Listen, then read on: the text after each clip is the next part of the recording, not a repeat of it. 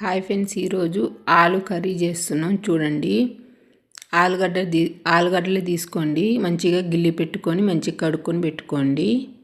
పైన పొట్టు తీసేసుకోండి. ఆ తర్వాతకి కట్ చేసుకొని పెట్టుకోండి. 2 ఆనియన్స్ కూడా కట్ చేసుకోండి. ఒక కళాయి తీసుకొని కళాయిలో ఆయిల్ వేసి హీట్ ఎక్కిందని ఉంచండి. ఆ తర్వాత 2 ఆనియన్స్ వేసుకోండి. తాలింపులోకి కొంచెం పసుపు కూడా వేసుకోండి. కొన్ని తాలింపు గింజలు వేసుకోండి.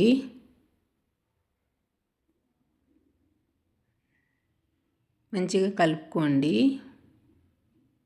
రెడ్డిగా అయినాక ఆనియన్స్, ఆలుగడ్డలు దాంట్లో వేసుకోండి. వేసి మంచిగా కలుపుకోండి. మిగిలిపోయిన ఆనియన్స్ కూడా వేసుకోండి. మంచిగా కలుపుకోండి. అడుగు అంటకుండా కలుపుతూ ఉండాలి. కోసేపు 5 నిమిషాలకు ఒకసారి. కొంచెం కరివేపాకు వేసుకోండి.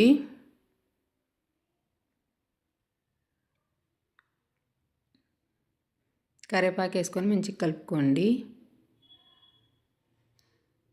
కొంచెం సాల్ట్ వేసుకోండి, సరిపోయినంత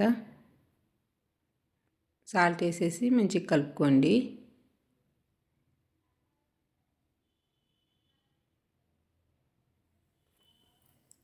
ఎల్లిపాయ కారం నూరి పెట్టుకోండి, బాగుంటుందండి.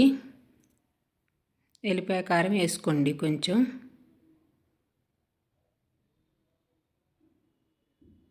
ఎల్లిపాయ కారం వేసేసి మంచిగా కలుపుకోండి.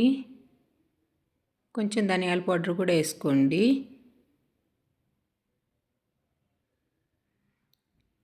వేసి మంచిగా కలుపుకోండి.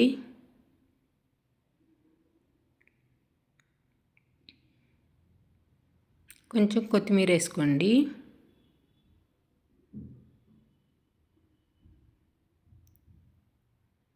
మంచిగా కలుపుకోండి కొత్తిమీర వేసేసి. ఆలుగడ్డ కర్రీ రెడీ అయింది. చూడండి, రైస్తోనైనా చపాతీలోకైనా బాగుంటుందండి. ఆలుగడ్డ కర్రీ రెడీ అయింది. ఈ వీడియో చూడండి.